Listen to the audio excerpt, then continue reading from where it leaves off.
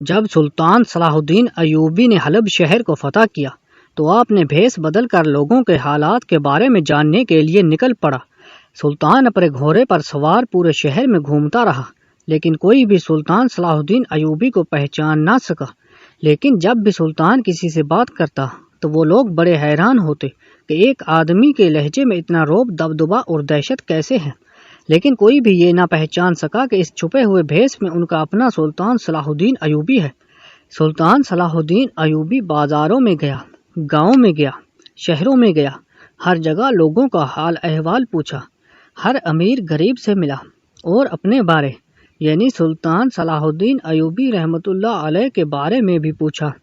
لوگوں کے اپنے سلطان کے بارے میں خیالات سن کر سلطان صلاح الدین ایوبی رحمۃ اللہ علیہ دلی طور پر بہت خوش ہوا۔ لیکن ایک بات جو سلطان صلاح الدین ایوبی رحمۃ اللہ علیہ کو بہت پریشان کر رہی تھی وہ یہ بات تھی کہ حلب شہر کے زیادہ تر لوگ بہت غریب تھے اور ان کے لیے 2 وقت کی روٹی بھی حاصل کرنا بڑا دشوار تھا۔ سلطان بہت سے غریبوں کے پاس مہمان بن کر گیا تو سلطان کو یہ دیکھ کر بہت غم ہوا کہ ان لوگوں کے پاس کھانے کے لیے کچھ نہیں تھا۔ ان کے پاس جو ہوتا وہ سلطان کو دے دیتے، لیکن ان کے اپنے بچے بھوکے رہ جاتے۔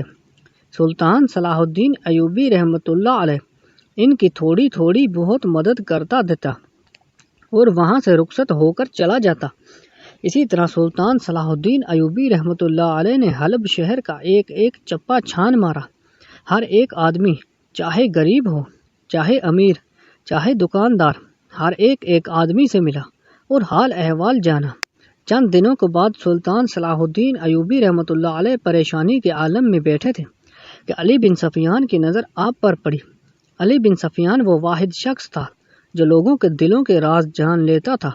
جیسے ہی اس نے سلطان کو دیکھا تو وہ سب کچھ جان گیا، لیکن وہ سلطان کے منہ سے سننا چاہتا تھا کہ آخر کون سی بات ہے جو سلطان کو پریشان کر رہی ہے۔ علی بن سفیان سلطان صلاح الدین ایوبی رحمۃ اللہ علیہ کے پاس گیا اور بولا، سلطان معظم، آخر ایسی کیا بات ہے جو آپ کو اتنا پریشان کر رہی ہے؟ اور اس بات نے آپ کے چہرے پر رونق ہی اڑا دی۔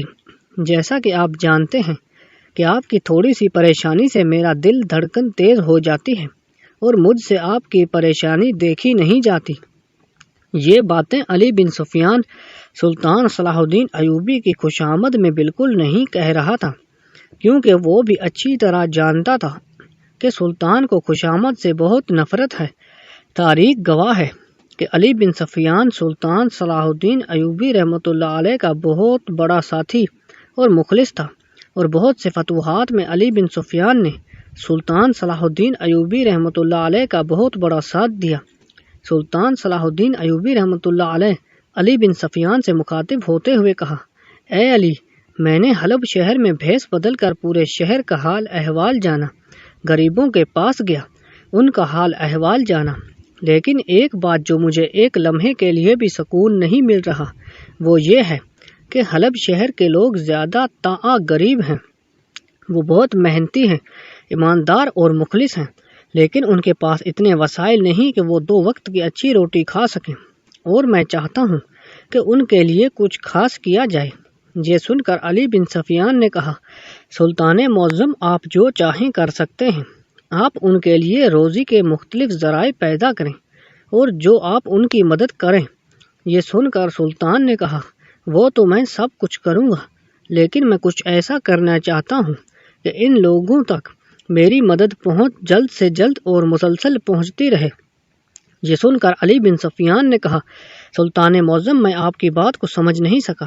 تو یہ سن کر سلطان نے فرمایا، میں چاہتا ہوں کہ ایک خاص مقام پر ایک وسیع لنگر کا اہتمام کریں، اور وہ لنگر ہفتے میں 1 دن تمام غریبوں کو کھانا کھلائے گا، اور اس لنگر میں عام کھانا نہیں بلکہ جو کھانا میں کھاتا ہوں وہ ان تمام غریبوں کو کھلایا جائے گا، تاکہ حلب شہر کے کسی بھی غریب کے دل میں یہ بات نہ آئے کہ سلطان بیٹھ کر عیاشیاں کر رہا ہے اور ہم ادھر روکھی سوکھی روٹی کھا رہے ہیں۔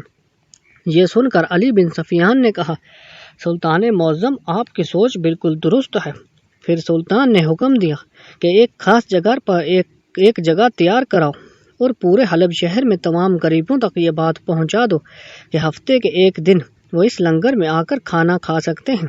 علی بن سفیان نے حکم کی تعمیل کی، کھانے والی جگہ کا اہتمام کیا گیا اور کھانے کا بھی اہتمام کیا گیا اور لوگوں تک پیغام پہنچ گیا۔ سلطان کے بھیجے ہوئے سواری کے جانور ان غریبوں کو لے کر آ رہے تھے اور ہفتے کے ایک دن میں وہ اس لنگر کھانے میں کھانا کھاتے اور سلطان کو دعائیں دیتے اور چلے جاتے۔ وقت گزرتا رہا اور سلطان صلاح الدین ایوبی رحمۃ اللہ علیہ بڑا خوش تھا کہ میرے شہر کے لوگ وہ کھانا کھا لیتے ہیں جو ایک سلطان کھاتا ہے۔ لیکن چند ماہ گزرنے کے بعد علی بن سفیان نے سلطان صلاح الدین ایوبی رحمۃ اللہ علیہ کو خبر دی کہ سلطان معظم پچھلے ہفتے جب لنگر کا اہتمام کیا گیا، لنگر کے اختتام پر ایک کسان کی بیوی غائب ہو گئی، لیکن ہم نے اسے شاید حادثہ سمجھا اور میں نے اپنے سپاہیوں کو ان کی تلاش میں لگا دیا۔ لیکن آج جب دوسرے ہفتے لنگر کا اہتمام کیا گیا تو پھر حیرانی کی بات یہ ہوئی کہ ایک لوہار کی بیوی اس لنگر کھانے میں غائب ہو گئی۔ یہ سن کر سلطان بڑا پریشان ہوا کہ آخر ایسی کیا وجہ ہے کہ ہر ہفتے کبھی کسان کی تو کبھی لوہار کی بیوی وہاں سے غائب ہو جاتی ہے۔ یہ سن کر سلطان صلاح الدین ایوبی نے علی بن سفیان کو کہا کہ کل لنگر کا اہتمام کرو اور تمام غریبوں کو دعوت دو اور اپنے سپاہی دگنا کر دو اور اس بات کی تلاش کرو کہ آخر وہ عورت کہاں غائب ہو جاتی ہے، اس کے پیچھے کیا راز ہے۔ سلطان کے حکم کی تعمیل کی گئی اور لنگر کا اہتمام کیا گیا۔ سلطان کے بھیجے ہوئے تانگے اور سواری کے جانور غریبوں کو لے کر لنگر کی جگہ پر پہنچ کھانے کا اہتمام ہو گیا تھا۔ تمام لوگوں نے کھانا کھایا، لیکن جیسے ہی شام ہوئی تو پھر ایک کمہار سر پیٹنے لگ گیا کہ میری بیوی غائب ہو گئی ہے۔ یہ سن کر سلطان صلاح الدین بڑا حیران پریشان ہوا کہ آخر ایسا کیا ماجرا ہے، لیکن سلطان سمجھ چکا تھا کہ میرے اس کام کی وجہ سے لوگوں کے دلوں میں اور خودداری اور اپنے شہر کے لیے محبت پیدا ہو رہی تھی، اس لیے اب دشمن کو یہ بات پسند نہیں اور وہ پھر سے کوئی گھٹیا حرکت کرنے کی کوشش کر رہا ہے۔ سلطان نے کمار سے وعدہ کیا کہ کل تیری زوجہ مل جائے گی۔ اگلے دن پھر لنگر کا اہتمام کیا گیا اور اب سلطان سوچ رہا تھا کہ آخر وہ عورتیں کہاں جا رہی ہیں، اتنے میں سپاہیوں کے باوجود یہ سب کیسے ممکن ہے۔ تھوڑی دیر سوچنے کے بعد سلطان صلاح الدین ایوبی نے بھیس بدلا اور ایک سپاہی کے بھیس میں لنگر کھانے کے دروازے پر کھڑا ہو گیا۔ سلطان صلاح الدین ایوبی کی نظر چیل سے بھی زیادہ تیز تھی۔ سلطان نے لنگر کھانے کے دروازے پر سپاہیوں کے ساتھ کھڑا ہو گیا اور لوگوں پر نظریں جما لی، جس طرح شاہین اپنے شکار کو دیکھتا ہے۔ تھوڑی دیر گزری کہ ایک عورت لنگر کھانے کے اندر سے گزری، جس کے چلنے کا انداز اس کی آنکھیں بالکل مشکوک لگ رہی تھی، لیکن اس کو کوئی عام آدمی نہیں پہچان سکتا تھا۔ لیکن سلطان صلاح الدین ایوبی نے اس کو پہچان لیا، لیکن ابھی سلطان چاہتا تھا کہ اس کو رنگے ہاتھوں پکڑا جائے۔ سلطان صلاح الدین ایوبی نے اس کو اندر جانے دیا۔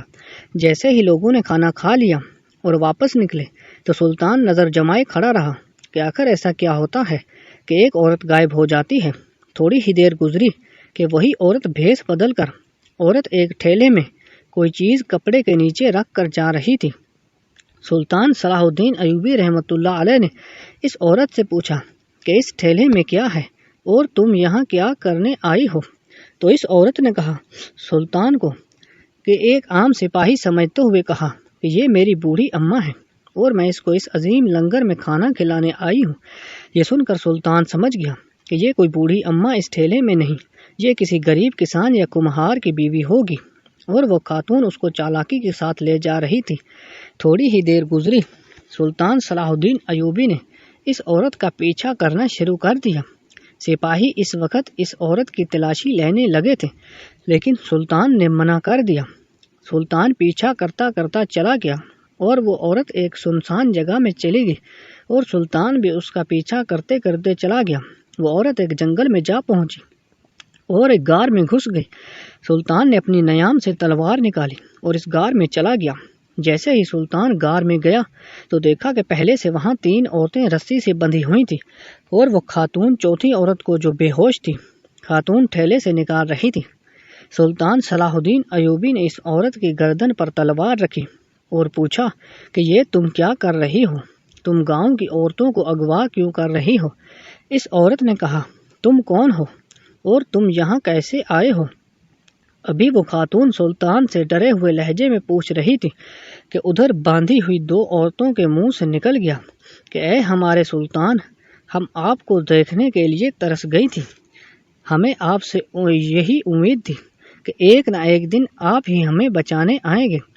جب اس خاتون نے سنا کہ یہ سلطان صلاح الدین ایوبی ہے تو اس کے ہاتھ کانپنے لگے، اور وہ سلطان کی تلوار کو دیکھ کر وہ خاتون سلطان کے سامنے ہاتھ باندھے کھڑی ہو گئی اور کہا، سلطان معظم، میں سب کچھ سچ سچ بتاتی ہوں، آپ میری جان بخش دیجیے۔ سلطان نے جان بخشی کے وعدے پر اس سے ساری سچائی پوچھی تو اس نے بتایا کہ آپ کے دشمن جب آپ نے یہ شہر فتح کیا وہ اسی طاق میں تھے کہ کسی طرح آپ کو کمزور کیا جائے اور دوبارہ یہ شہر آپ سے فتح کیا جائے، لیکن دن بدن اس شہر کے لوگ پہلے سے زیادہ خوددار، حب الوطن اور آپ کے گیت گا رہے تھے۔ یہ بات آپ کے دشمن کو پسند نہیں آئی اور اس لیے اس نے یہ کام سر انجام دیا تھا کہ لوگوں کے دلوں میں خوف بیٹھ جائے، اور اس واقعے سے سلطان کی بے حد بدنامی ہوگی اور حلب شہر کے لوگوں کا سلطان صلاح الدین ایوبی پر اعتبار اٹھ جائے گا اور دشمن کو اس کو دوبارہ فتح کرنے کے لیے آسانی ہوگی۔ یہ سن کر سلطان صلاح الدین ایوبی نے اپنی تلوار ہوا میں لہراتے ہوئے اور نعرہ بلند کرتے ہوئے کہا کہ جب تک سلطان کے جسم میں آخری سانس بھی ہے، میرے دشمن فتح کیے گئے ایک بھی قلعے کا کوئی ہاتھ بھی نہیں لگا سکتا۔ اس کے بعد سلطان صلاح الدین ایوبی رحمۃ اللہ علیہ نے اس عورت کی مدد سے اپنے دشمن تک پہنچا اور اس کو انجام تک پہنچا دیا۔ اگر آپ کو ہماری یہ ویڈیو اچھی لگی تو لائک اور کمنٹ کر دیجیے اور چینل کو سبسکرائب کرنا مت بھولیے۔ ملتے ہیں نیکسٹ ویڈیو میں، تب تک کے لیے اللہ حافظ۔